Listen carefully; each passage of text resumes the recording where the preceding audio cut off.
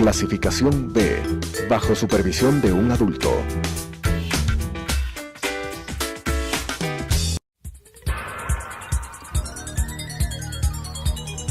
Las opiniones vertidas en este espacio por la producción y dirección del programa son de exclusiva responsabilidad de sus autores y de quienes intervienen en ellos.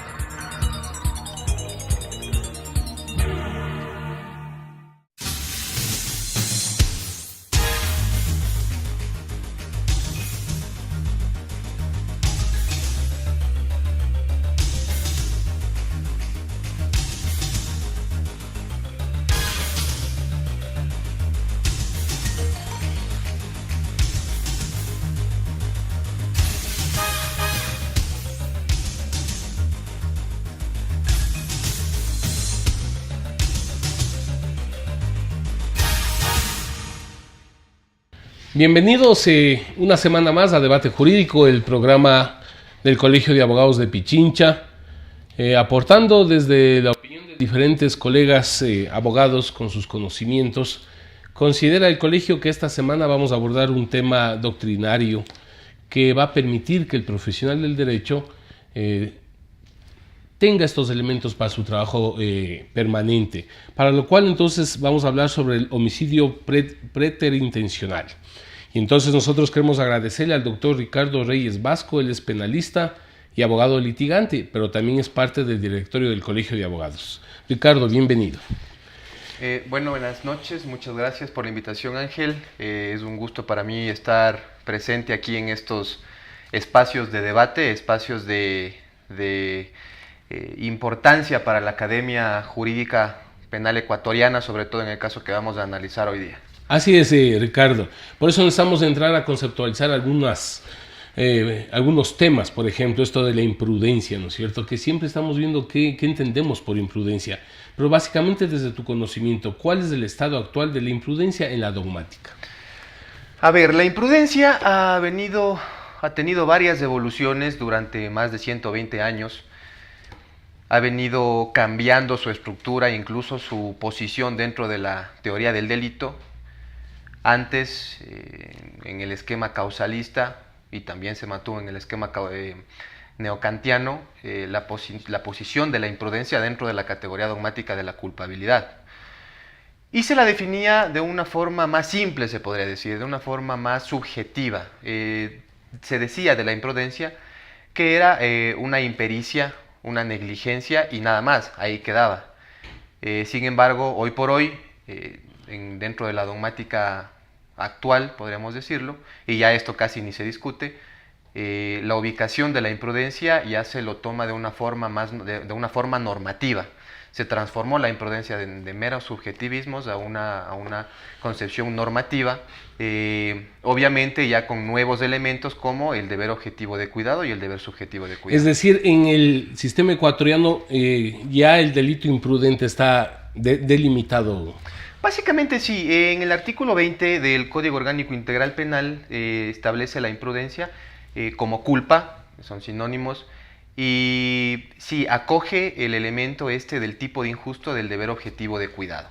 Lo que no está bien trabajado todavía dentro del ámbito jurídico penal ecuatoriano ha sido los elementos subjetivos y la adecuada aplicación, tanto en la práctica y también la adecuada tipificación de estos delitos. Hay que ir desarrollando esos elementos subjetivos. Exactamente. Básicamente toda la teoría del delito aquí en el Ecuador ha tenido un gran empuje, pero siempre falta esos focos de avance, ¿no? Esos focos de claridad en la aplicación de estos temas.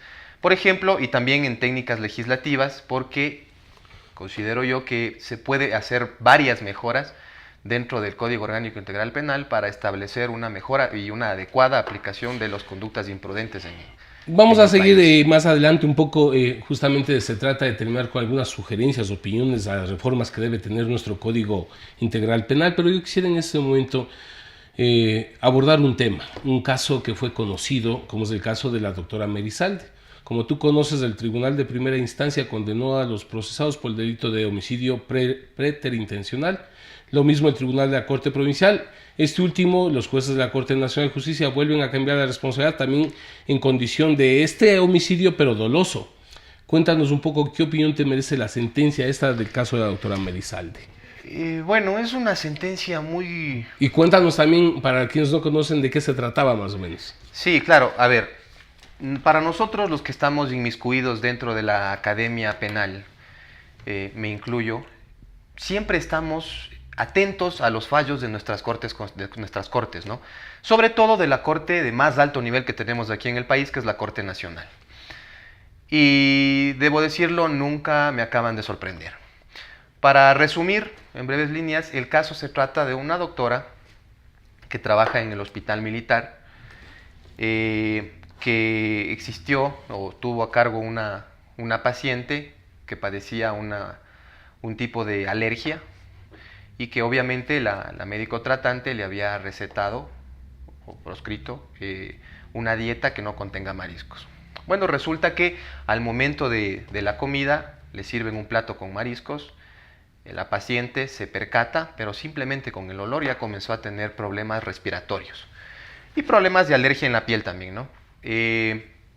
Para este entonces la doctora tratante no estaba ya en el hospital, había salido. Entonces la doctora Merizalde, no estoy seguro si es que era residente, estaba a cargo de esa paciente. Resulta que por controlar este episodio de la paciente de alergia, ordena a la enfermera inyectar adrenalina racémica. Cuando todos los médicos, bueno, la gran mayoría sabe que la adrenalina racémica no se inyecta, sino que se le aplica a través de nebulizaciones. Pido disculpas si es que no soy tan técnico. Claro, por supuesto, somos abogados. Exacto, en los términos médicos, pero más o menos así. Y por esa razón... Por esta razón, obviamente, al inyectarle una medicina que no se tiene que inyectar, la paciente fallece. Obviamente, aquí estamos frente a un acto ilícito, sí, no hay discusión que estamos frente a un acto ilícito. Ahora la discusión es cómo se aplica o cómo se castiga o cómo se sanciona ese acto ilícito. Y ahí es donde no nos dejan de sorprender los tribunales, las cortes provinciales y las cortes nacionales y la Corte Nacional. ¿Por qué digo que no nos terminan de sorprender? Porque hacen un análisis para sentenciar a la doctora Merizalde totalmente risible, desconociendo todas las bases del derecho penal, desconociendo más de 150 años de avances del derecho penal, incluso yéndose en contra de la lógica, de la misma lógica. Los delitos imprudentes, ¿sí?, se han venido desarrollando y han abarcado más focos, más ámbitos de la sociedad. ¿Por qué? Por el mismo desarrollo de la sociedad. Nosotros tenemos que entender que la sociedad ha venido avanzando a pasos agigantados, tanto en las tecnologías, en las ciencias, en las técnicas, en las prácticas, etc., que se nos ha visto a nosotros como sociedad en la obligación de reglar esos ámbitos para prevenir futuras lesiones a bienes jurídicos. ¿Por qué? Porque así como avanza la tecnología, así como avanzan las técnicas, así como avanzan las prácticas y las nuevas industrias, también se crean focos de peligro, también se crean ámbitos de peligro. Por ejemplo, se ha avanzado en la construcción, en las técnicas de construcción, en la ingeniería civil, etcétera, etcétera, de edificios. Obviamente, por la utilidad que le representa a la sociedad, se permite ese riesgo. Porque construir un edificio... Y en caso del derecho también va... Y obviamente el derecho tiene que entrar ahí para arreglar esos ámbitos, para minimizar la posible lesión a los bienes jurídicos. Por eso quiero que nos expliques de qué se trata el deber objetivo de cuidado. A ver, el deber objetivo de cuidado es un elemento del tipo de injusto del delito imprudente. Hay que entender que el delito imprudente o las formas imprudentes de comisión son muy distintas a las de los delitos dolosos o al derecho penal clásico que se le llama, ¿no? El delito imprudente tiene como novedad este elemento que es el deber objetivo de cuidado. Para resumir el caso, este deber objetivo de cuidado se basa en las reglas, en las normas, la lex d'artis en la medicina, que tienen que seguir todas las personas a las cuales las cuales desarrollan una actividad dentro de un ámbito en otras riesgoso. palabras, llevar un ordenamiento en los cuidados de la Exactamente. aplicación. Con un ejemplo muy fácil, por ejemplo, los aviones en los aeropuertos deben estar constantemente revisados, deben estar en constante revisión. Tanto así que sitio cada que vuelo, llegan, así es, exacto, cada vuelo tiene que entra. revisarse. Lo mismo en este caso de la Exacto, medicina. Lo mismo en este caso de la medicina. Bueno, en el caso de la medicina incluso tienen manuales, tienen enciclopedias, tienen protocolos, tienen procedimientos específicos para cada situación de una persona en estado de enfermedad. Y estas reglas, estos protocolos son los que tienen que seguir las personas para disminuir ese riesgo, ese posible riesgo a la lesión de las personas, Porque a la yo le lesión de decía los bienes jurídicos. a algún amigo, bueno, esos protocolos o ese deber objetivo de cuidado dependerán en las condiciones del paciente, porque yo digo, si un paciente llega a emergencia, lo mínimo o lo que intentan los médicos es salvar la vida y tendrán que por las condiciones un poco, no sé, saltar esos deberes de cuidado. A ver, los deberes de cuidado no únicamente o no específicamente están determinados en manuales ni en libros, ¿no? Los deberes de cuidado también se da por la costumbre y también se da por la lógica. Pero más que eso, más allá de eso, hoy por hoy nos damos cuenta nosotros que los ámbitos donde que se crean o se dan estos o se producen estos delitos imprudentes ya no son en los ámbitos comunes y corrientes, sino los delitos imprudentes ya nacen en ámbitos específicos de profesionalidad, en ámbitos específicos que necesita un conocimiento más profundo de la persona, una habilidad más profunda de la persona. Es decir, por ejemplo, ahora en el Código Orgánico Integral Penal tenemos el homicidio imprudente o homicidio culposo y el homicidio imprudente por mala práctica profesional. Si nosotros nos damos cuenta, es muy poquísima los casos en donde se procede por un homicidio culposo. Es más extensa, por ejemplo, la cantidad de casos en los homicidios culposos por mala práctica profesional. Entonces, ¿qué nos da a entender eso? Que ahora los focos, las vertientes de los delitos imprudentes se dan cuando estamos al frente de una actividad que requiere una cualidad más específica, más profunda de la persona. Entonces diríamos que el delito imprudente tiene un análisis subjetivo. Claro, el delito imprudente tiene un análisis subjetivo. Este análisis subjetivo del delito imprudente básicamente es lo que se analiza en el dolo, que se analiza la conciencia y la voluntad, y en cambio en el delito imprudente se analiza este deber subjetivo de cuidado que se llama, que básicamente está encaminado a determinar las capacidades y cualidades personales de la persona, la experiencia, la habilidad motora, por ejemplo. Es decir, este deber subjetivo de cuidado está encaminado en determinar la previsibilidad, porque si es que alguien está preparado, si es que alguien conoce, si es que alguien obviamente tiene conocimientos vastos en una materia, le va a ser evitable y le va a ser previsible una lesión al bien jurídico. Qué interesante. Vamos a continuar con Ricardo en esta temática luego del corte comercial.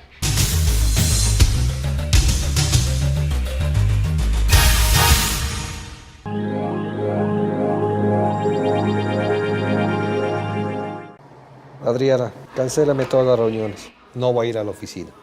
Estoy con una jaqueca que no aguanto. ¡El jefe no viene!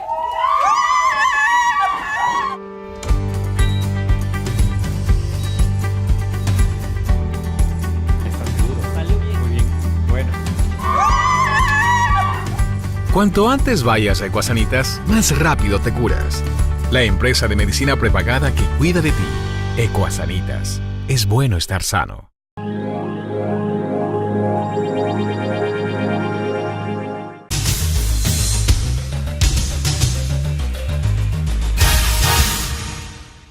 Continuamos entonces con debate jurídico. Estamos el día de hoy justamente abordando los delitos imprudentes con Ricardo Reyes, directo colega, compañero y amigo, que está justamente, para quienes nos sintonizan, abordando este tema desde su conocimiento y su formación académica, contribuyendo precisamente a los abogados y a los profesionales del derecho de manera general. Y yo sigo insistiendo, Ricardo, un tema, es decir, el tema de la doctora Melizalde.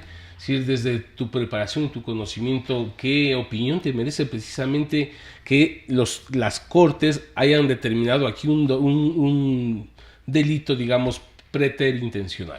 Bueno, la verdad a mí lo que me da a pensar es que tenemos una calidad de jueces impresentables, con sus honrosas excepciones.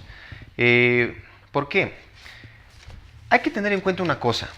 Cuando uno está dentro del ámbito médico, es decir, cuando una persona, un individuo es médico, es doctor y está está en el horario de sus funciones, los doctores nunca van con el ánimo de matar. Los doctores no es que se meten a un quirófano a operar a un determinado paciente para matarle, sino para salvar vidas. Desde esa premisa, simplemente analizando en base de lógica, ni siquiera era tan difícil para los señores jueces analizar desde la lógica, así ya carezcan de conocimientos dogmáticos, que un doctor, al momento de estar al frente de un paciente con un estado, en estado, mejor dicho, de alergia, de problemas respiratorios por la alergia, lo que quiso hacer la doctora, sí, obviamente, es salvarle la vida, no salvarle la vida. Que haya cometido un grosso error, que haya sido la vulneración del deber objetivo de cuidado muy notoria, no pierde la calidad ni la cualidad de delito imprudente. Es decir, los jueces, en primera instancia, sentencian, los jueces del tribunal, los jueces de la sala de lo penal del tribunal, sentencian a la doctora por un homicidio preterintencional.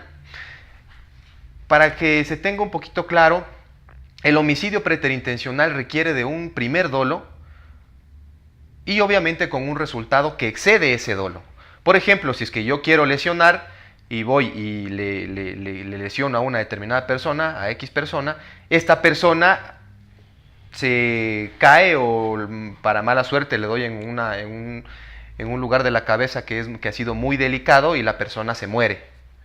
Claro, mi dolo abarcaba el bien jurídico e integridad física, mi dolo abarcaba la lesión, pero mi dolo no abarcaba la muerte de esa persona. Yo no quería matar, y es por eso que incluso el Código Orgánico Integral Penal establece la sanción como delito preterintencional con 2/3 de la pena, no con toda la pena, porque de lo contrario sería un delito doloso. Entonces, a anchas. Ricardo, estamos hablando ya de los requisitos de la preterintencionalidad. Exactamente, es decir, la preterintencionalidad, incluso desde su mismo significado etimológico, preterintencionalidad se necesita de una intención, de un dolo. Aquí lo que el tribunal de primera instancia nos quiere decir o nos está diciendo es que la doctora quería lesionar a la paciente y le salió matando.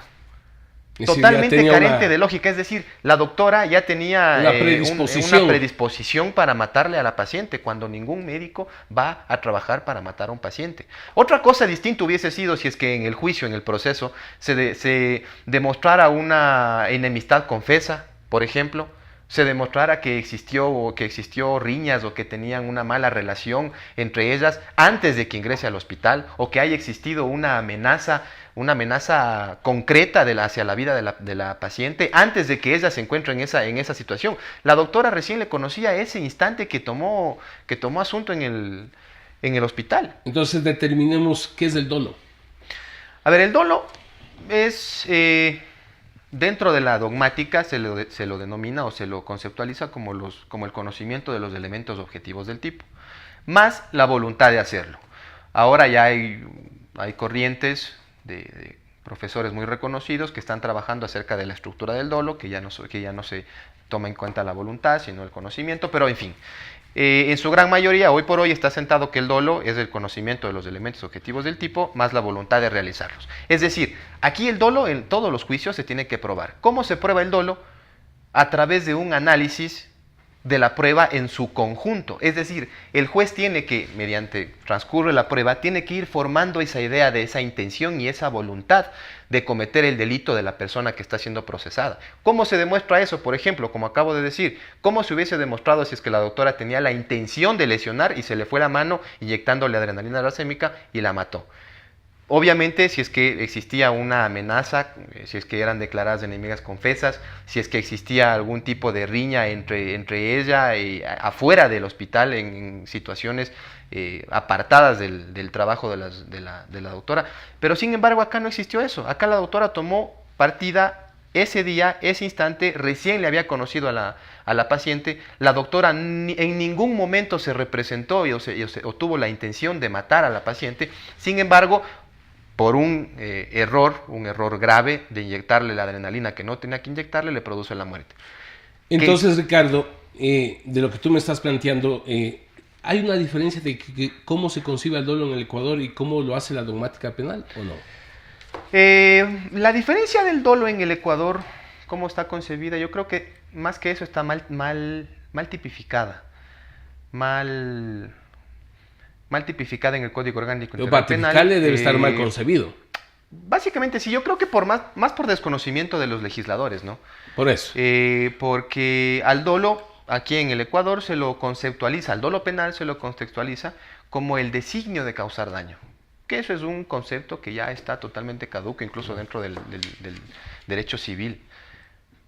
Acá el dolo en la dogmática, bueno, y haciendo un pequeño análisis, sí se lo puede concebir aquí en el Ecuador y se lo puede aplicar aquí en el Ecuador como el conocimiento y la voluntad de conocimiento de los elementos objetivos del tipo y la voluntad de realizarlos. ¿Cuáles serían entonces los errores de tipificación? Ahora sí hablemos sobre la imprudencia en nuestro Código Orgánico Integral Penal. Yo creo que los errores de tipificación de la imprudencia son varios. Por ejemplo, uno de ellos en el tema de la mala práctica, del homicidio imprudente por mala práctica profesional, en cuestión a la pena. ¿Por qué? Porque si nosotros leemos el Código Orgánico Integral Penal, el homicidio imprudente, común y corriente, está tipificado con una pena, con una consecuencia jurídica de 3 a 5 años. El homicidio imprudente por mala práctica médica está tipificado con una pena... Por mala práctica profesional. Por mala práctica profesional, perdón. Está tipificado de 1 a 3 años en su forma simple. Es decir, desde mi perspectiva, a un profesional que se supone que debe tener mayor experiencia, debe tener mayor cuidado dentro de su ámbito de trabajo o de desempeño, se le da una consecuencia jurídica de 1 a 3 años. Y a una persona común y corriente que no le necesita tener experiencia, experticia, nada, se le castiga de 3 a 5 años. Cuando la pregunta es, ¿qué deber objetivo de cuidado es diferente? A cada uno le corresponde el deber objetivo en su ámbito. Es decir, exacto. Claro. Es decir, el deber objetivo que se vulnera en el homicidio culposo y que en el homicidio culposo normal, y el deber objetivo de cuidado que se vulnera en el homicidio culposo por mala práctica profesional es exactamente el mismo, el deber de cuidado que le corresponde a cada persona. Entonces, ¿por qué castigamos a los profesionales de 1 a 3 años y a las personas común y corrientes, a las personas de a pie, por así decirlos, de 3 a 5 años? Obviamente que en el delito imprudente por mala práctica, por mala práctica profesional, se añade una pena accesoria que es la inhabilitación de la profesión. E incluso esa inhabilitación de la profesión queda a discrecionalidad del juez. Es decir, es el juez quien decide cómo y qué tiene que hacer el profesional para volver a ejercer su profesión. No establece específicamente, como hace el sistema, por ejemplo, español, en donde establece que si es que el delito es cometido dentro de la práctica de la profesión, será sancionado con 6 meses de suspensión de su carrera o de su... De lo que tú nos has planteado, Ricardo, entonces, para ir concluyendo, ¿qué cambios se debe realizar para una mejor aplicación del derecho sobre estos temas? ¿Qué cambios? Partiendo de que hay que hacer muchos cambios a nuestro código y a nuestra normativa. Muchísimos cambios. Desde mi punto de vista en este tema del delito imprudente, obviamente equiparar las penas del homicidio culposo y el homicidio culposo por mala práctica profesional. Siendo más garantistas, el homicidio culposo normal tendría que igualarse a la pena del homicidio por mala práctica médica, porque tienen exactamente los mismos deberes objetivos de cuidado, es decir, el injusto es el mismo. Y obviamente, como el profesional tiene una carga más de responsabilidad, mantener la pena accesoria al homicidio por mala práctica profesional. Pero en la responsabilidad de la pena de 1 a 3 años y el otro de 3 a 5 tendrían que igualarse y los dos tendrían que recibir una pena de 1 a 3 años. Ese uno de los puntos. Otro de los puntos que se puede cambiar, por ejemplo, es como nuestro sistema penal se rige por el sistema numerus clausus, es decir, solamente los delitos imprudentes que estén tipificados como tales se los puede castigar. ¿sí? No tenemos un numerus apertus que podría decirse que cualquier delito cometido en forma imprudente se lo castiga de forma imprudente. No, acá tenemos el sistema numerus clausus. Esto es, por ejemplo, si es que en el delito de peculado no me dice específicamente, literalmente, el Código Orgánico Integral Penal, que si es que este delito se comete en forma imprudente, será sancionado con pena privativa de tal año hasta tal años. No, únicamente el delito de peculado concibe la comisión dolosa de este tipo penal. Por lo que, si un funcionario comete un peculado de forma imprudente, faltando a su deber objetivo de cuidado, no podrá ser castigado. Eso traspolémoslos a varios ámbitos, como por ejemplo los delitos ambientales.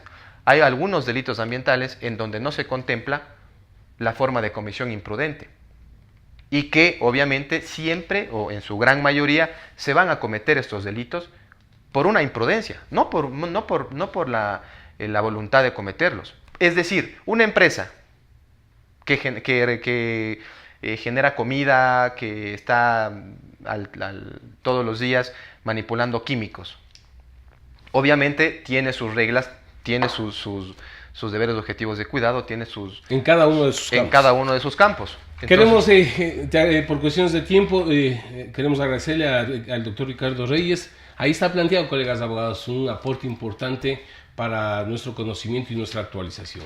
Buenas tardes. Las opiniones vertidas en este espacio por la producción y dirección del programa son de exclusiva responsabilidad de sus autores y de quienes intervienen en ellos.